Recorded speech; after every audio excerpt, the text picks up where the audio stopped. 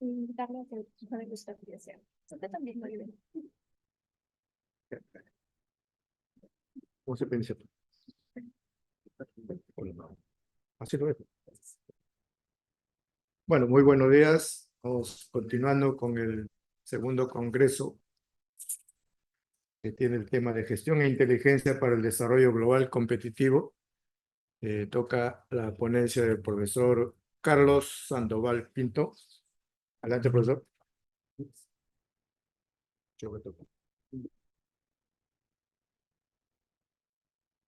El profesor Carlos Sandoval es economista de la Pontificia Universidad Católica de Perú, con estudios de especialización en la Universidad de Lausanne y el Harvard Grove Lab. Actualmente cursa la maestría de Economía, Convención en Gestión y Políticas Públicas en nuestra Universidad Nacional Mayor de San Marcos. Dejo en el uso de la palabra al profesor Sandoval.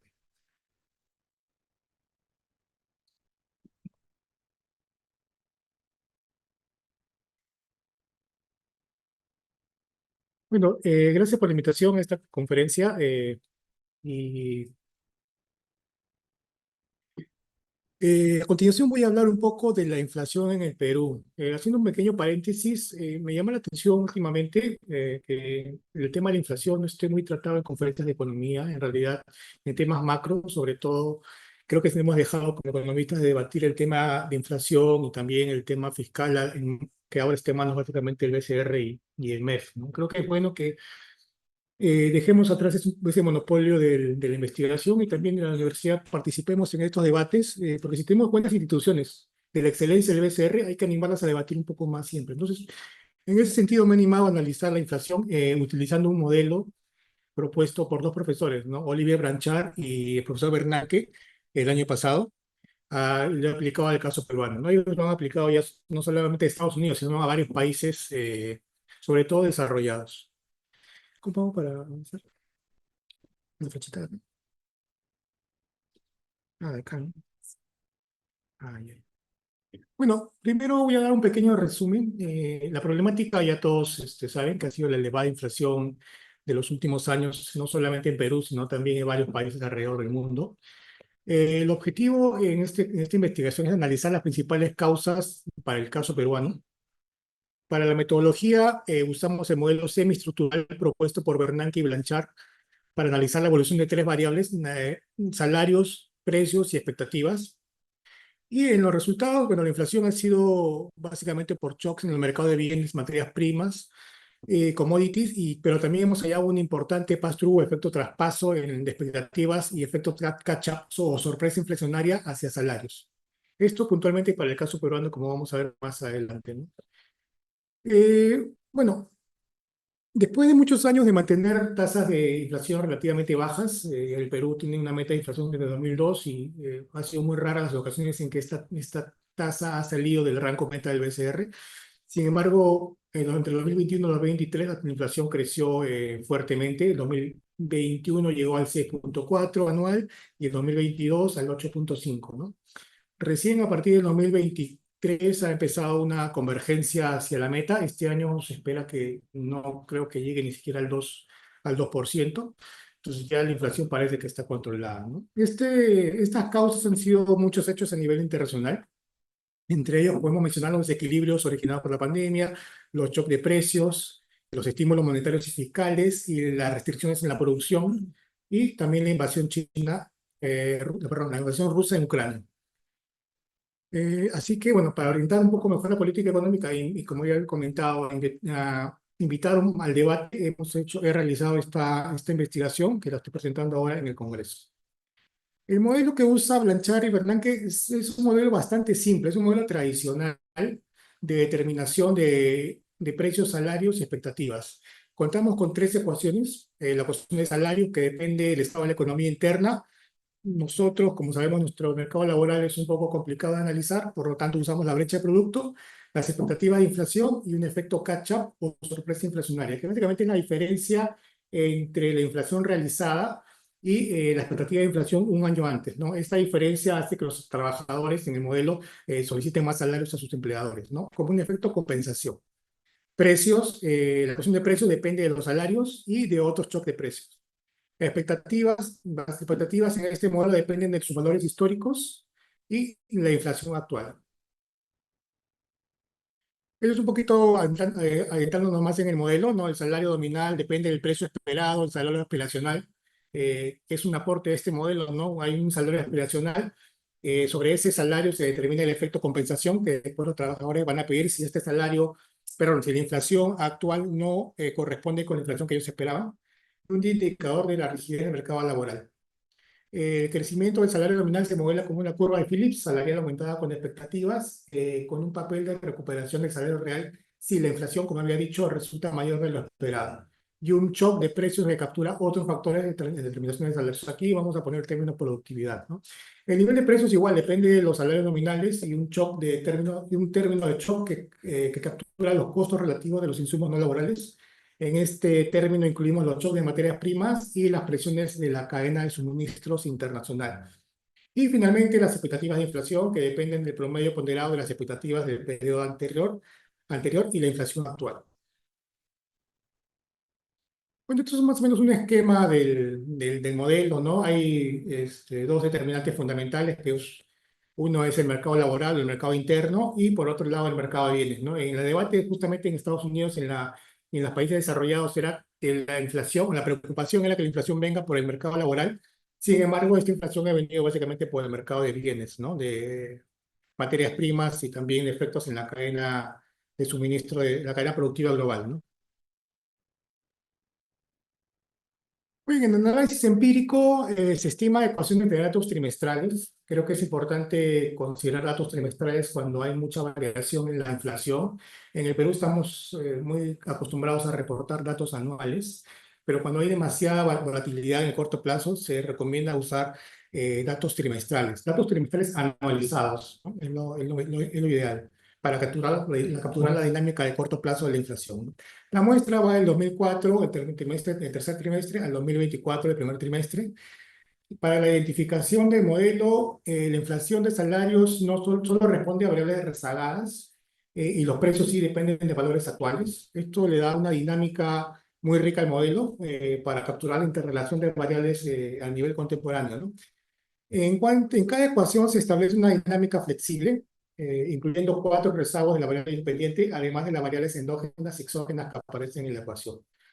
Hay una restricción de homogeneidad que en realidad no afecta muchos resultados, pero es que, como dice la teoría económica, ¿no? La curva de Phillips a largo plazo debe ser vertical, entonces la suma de coeficientes entre los rezagos de inflación más los coeficientes de las expectativas debe dar 1.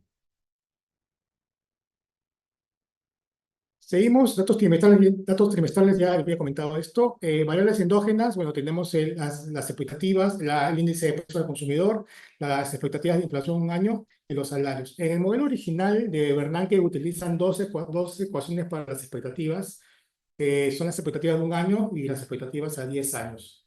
En el Perú solamente tenemos lamentablemente pocas medidas de expectativas, así que solamente podremos usar la de un año, y pues hemos reducido el modelo a 3 ecuaciones.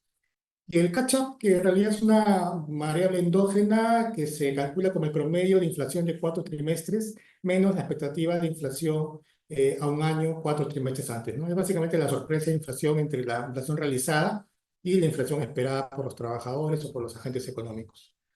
En cuanto a las variables exógenas, tenemos las medidas del estado de mercado interno.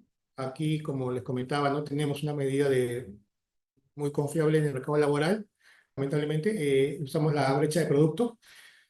Shock de precios, usamos el IPC de combustibles y el IPC de alimentos. En cuanto al índice de presión de la cadena de suministro global, usamos el índice de la Reserva Federal de Nueva York, rezagado un trimestre.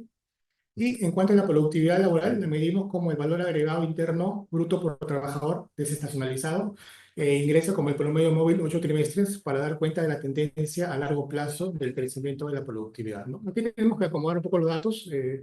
Hemos el PBI de Lima, bueno, los datos de inflación son de Lima, entonces hemos tenido que, el valor agregado que reporta el INEI es global, es perdón, de todo el país. Lo que hemos hecho es simplemente quitar la participación en Lima y dividir todo entre el dato que tenemos del empleo Lima trimestral, que ese dato también sí lo tenemos.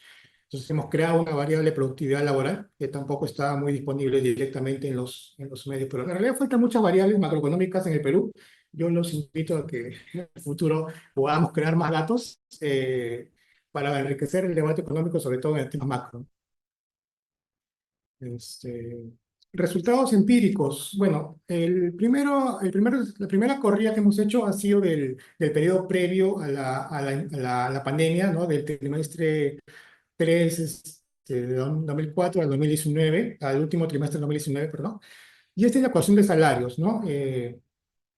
Lo que llama, bueno, las expectativas tienen un impacto importante en la determinación de la evolución de los salarios. Los salarios, como era esperado en nuestro mercado, en el mercado peruano, no tienen una persistencia, o sea, la verdad no son muy variables, no dependen de sus propios rezagos.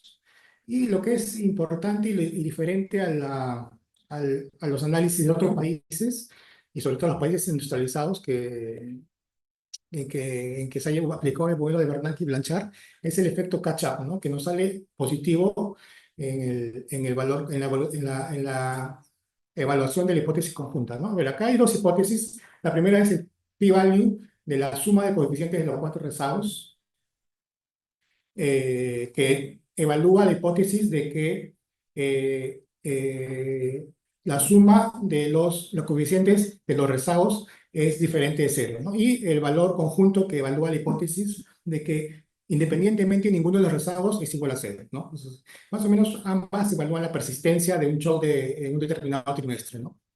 El catch-up no es persistente, pero sí tiene un efecto positivo en uno de los rezagos, lo que es importante para el tema del mercado laboral peruano, ¿no? Es muy interesante que este modelo te diga que hay un efecto compensación que no se ve en otros países, ¿no? El único país que ha tenido un resultado parecido es Bélgica, pero ellos tienen indexación de salarios.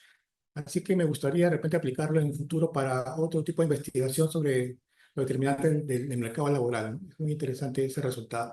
Y bueno, el R cuadrado es bajo. Esta ecuación es la que menos ajuste ha tenido en todas las investigaciones del aplicar el modelo de Blanchard. En general, en promedio habrá tenido un R cuadrado de 55% en mercados laborales de países desarrollados bien institucionalizados, ¿no? Entonces, tener un R cuadrado de 0,43, la verdad no estuvo tan mal, ¿no? Ahora, si ustedes ven el gráfico, la línea azul es la línea de los datos reales y la línea roja es lo que simula el modelo con los parámetros hasta el 2019, ¿no? Hay mucha diferencia, no hay una reacción de digamos, la evolución del salario solamente bajó, no subió, porque el modelo depende mucho de la productividad y un crecimiento, digamos, artificial de productividad por la reducción de del trabajo o del empleo en Lima durante la pandemia, ¿no? Y eso hace que se produzca la diferencia entre lo pronosticado por el modelo y las variables reales observadas, ¿no? A continuación, vamos a ver la ecuación de precios. Esta sí tiene mucho mejor ajuste. Si ustedes ven, el R cuadrado, en este caso, es casi 0,86. Y aquí lo importante y las variables que son más significativas son los salarios. Hay un efecto pass-through de salarios e inflación importante. eh, y salen significativas ambos p-values. Los precios de combustibles también. El valor, el p-value suma es 0,16, que no es muy, eso significa que no es persistente, pero sí hay un choque de algunos de los rezagos, porque el valor conjunto no permite descartar todos los rezagos independientemente. Y los precios de alimentos, que también el p-value en conjunto sale, eh, sale cero, ¿no? Pero es totalmente significativo, ¿no? Entonces, en el caso de los cuellos de botella o el índice de la cadena de suministro internacional no afecta básicamente, o no ha afectado a la inflación peruana, al final, no, para el parecer no sale significativo, y tampoco la tasa de evolución de la variación de la productividad, que sin embargo sí sale con el signo positivo en negativo, perdón, en esta ecuación, que es lo esperado, y también en la ecuación de salarios, la tasa de variación de productividad sale con el signo positivo, que es también lo esperado, ¿no? Positivo y negativo. Y la predicción del modelo es muy ajustada, o sea, a lo que se vio durante la pandemia en los últimos años. O sea que el modelo sí explica bastante la variación de inflación en el Perú, ¿no? Un modelo bastante simple, pero que a la vez sirve bastante para poder entender lo que ha pasado durante estos últimos años, ¿no? En cuanto a expectativas, también el modelo explica una gran cantidad de la evolución de estas en los últimos 3 o 4 años desde la pandemia. Y lo importante es ver acá el impacto de la tasa de inflación sobre las expectativas a un año, ¿no? Es muy pequeño, ¿no? Es 0,06 puntos básicos. Un aumento de la inflación en 1% solo aumenta la expectativa de inflación 0,05 puntos básicos, ¿no? Y significativa, ¿no?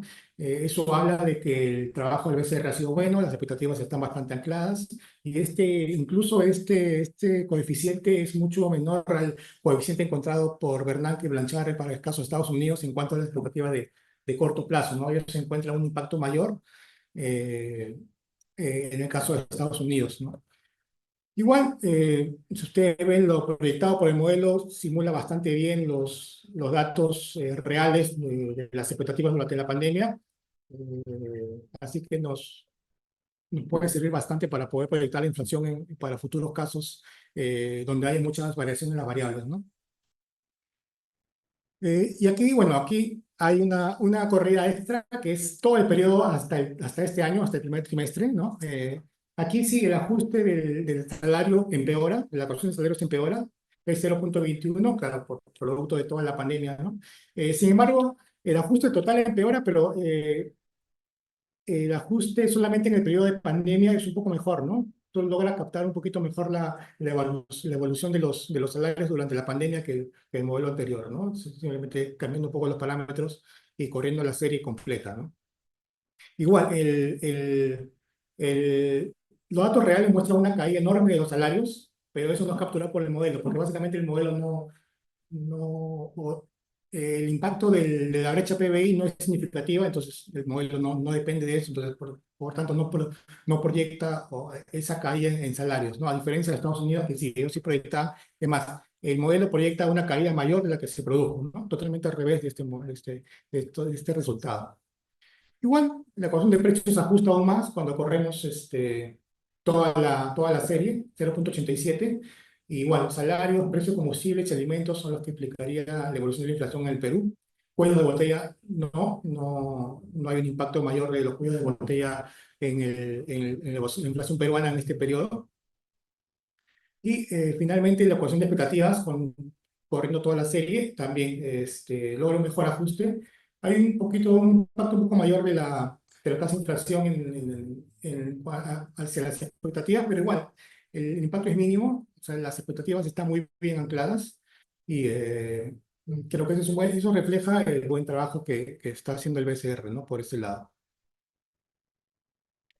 Conclusiones, bueno, el modelo analítico tradicional para explicar la inflación aún funciona bien, no hay que inventar mucho aquí. Es el mismo modelo que se usa hace 50 años. Importante tomar en cuenta la complejidad y la interacción entre los shocks de diferentes mercados. Para el caso peruano, el crecimiento de los salarios no es persistente. Coeficientes de la brecha de productos no son significativos. Se podría decir que hay una curva de Phillips plana. Hay una evidencia de efecto catch-up positivo y un fuerte pass-through de expectativas a salarios, ¿no? Como modelo dinámico tenemos, a ver, en la primera ecuación hay un efecto bastante alto de expectativas a salarios, pero sin embargo en la siguiente ecuación el pass-through de salarios a inflación no es tan fuerte y el modelo, y esto se frena totalmente en la ecuación de expectativas, ¿no? Cuando el efecto de inflación prácticamente no afecta, o afecta muy poco a las expectativas, ¿no? Entonces, como el modelo recursivo es muy rico para a entender esta dinámica, ¿no? Para el caso peruano. Los problemas en la cadena de suministros internacionales no parecen haber tenido un impacto importante en la inflación local y las expectativas de inflación están muy bien ancladas, lo que indica la credibilidad del BCR es muy alta aún. Bueno, eso sería todo. Si tienen algunas preguntas, creo que me sobra tiempo. Adelante, profesor. Muchas gracias, señores estudiantes, señor ponente. Gracias. Interesantísima su exposición, Blanchard es un dios para mí. Nosotros, como peruanos, yo le preguntaría, y una variable llamada tipo de cambio, una variable, como podría ser, habría que valorar en términos de informalidad, que tenemos más del 70% en el Perú, que no es la realidad de Estados Unidos. Entonces, ¿eso podría agregarse a este modelo, estimado doctor? Gracias, mi amor. Sí, gracias por la pregunta. Sí, efectivamente, el tipo de cambio ha sido una variable muy importante y bueno, y que todo el mundo sabe que el tipo de cambio afecta la inflación o tiene ese, digamos, esa creencia. Pero en realidad hemos corrido también el modelo con tipo de cambio y la verdad no afecta mucho al ajuste, ¿no? Pasa de 0,88 a 0,89 y bueno, sí tiene un efecto, pero también es un efecto pequeño. O sea, yo creo que eso va en concordancia con otros trabajos que han encontrado que el pass-through de tipo de cambio a inflación en el caso peruano es bastante limitado, ¿no? Y en el caso, en cuanto al mercado laboral, sí, la verdad, llamamos informalidad, pero en realidad lo que tenemos es un desempleo masivo enorme, ¿no? O sea, y lamentablemente las medidas o las variables que tenemos para, como el desempleo, para medir el grado de sobrecalentamiento del mercado laboral no son muy buenas, ¿no? Entonces ahí tenemos un problema. Y el PBI, bueno, la brecha PBI es una variable artificial, ¿no? Que es un producto potencial que es calculado matemáticamente y que si hay una recesión, siempre te va a parecer que el producto potencial está por encima, por el mismo cálculo. Entonces, no es muy bueno. Yo, la verdad, sí, creo que necesitamos mejores variables para capturar la dinámica del mercado laboral o quizás solamente centrarnos en la parte formal y hacer un análisis diferente del mercado informal, ¿no? Porque, como digo, es básicamente desempleo involuntario masivo, ¿no? No es que uno crezca queriendo ser informal, ¿no? Entonces, sí, nos falta bastante, como digo, medir las expectativas también nos falta, tenemos solamente una, en otros países tienen varias posibilidades, medir la inflación hay muchas opciones, nosotros todavía estamos muy limitados con las variables que tenemos para estudiar, ¿no? Sobre todo en la macro, entonces, por eso dejamos el debate del BCR y creo que no es bueno, ¿no? Siempre tenemos que fomentar la competencia en todo ámbito. Eso sería todo. Gracias. A usted. ¿Alguna otra pregunta que tengan para la señora? A ver quién apoyó. Adelante, profesora.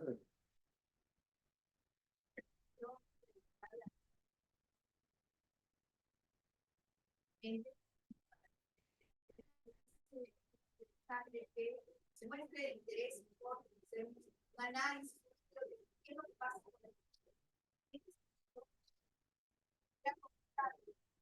cuáles consideramos que son las principales elementos claves que tienen impacto que ha favorecido dentro del contexto internacional, globalizado, tenemos que son la crisis muy alta de la inflación. Sin embargo, en nuestro país ha sido posible una moderación, un control. El modelo que nos ha presentado ofrece un tipo de explicación o para futuras investigaciones, ¿cómo creo que se podría abordar? Gracias. Sí, gracias, profesor, por la pregunta. Sí, efectivamente, el modelo es muy rico en dinámica, ¿no? Porque como había explicado, es un modelo recursivo en el cual las ecuaciones interactúan con rezagos. Y lo que había comentado un poquito previamente es justamente el traspaso de las expectativas, no, perdón, sí, de las expectativas de salarios es alto. Ahí tenemos un potencial problema, quizás. Y luego, de la segunda ecuación de precios demuestra que el pass-through o el traspaso de los salarios a precios no es muy alto, pero también es algo importante. Sin embargo, lo que frena toda esta dinámica es la estabilidad o el anclaje de las expectativas, ¿no? Porque ya cuando vamos a la tercera ecuación y vienen los precios, ya no afectan expectativas, o sea, es mínimo. Y esta expectativa va al siguiente periodo afectando nuevos salarios, pero como no crece, ya hay un freno. Y esto es producto básicamente bueno, digamos, de la estabilidad de las expectativas a causa de la meta de inflación que tenemos hace muchos años, ¿no? Como decía, está el traspaso de expectativas perdón, de precios a expectativas es mucho menor que economías avanzadas como Estados Unidos inclusive, ¿no? Ese parámetro ha salido mucho más pequeño. Entonces ahí, digamos, una muestra que la inflación ha sido o puede ser simplemente transitoria, en este caso producto de los shocks, que son shocks básicamente de mercado de bienes que se disipan rápidamente y no van a permanecer, ¿no? Es más, ya este año, como había comentado, vamos a estar en la meta de inflación, ¿no? Eso sería mi respuesta. Una última pregunta, dado el tiempo que tenemos.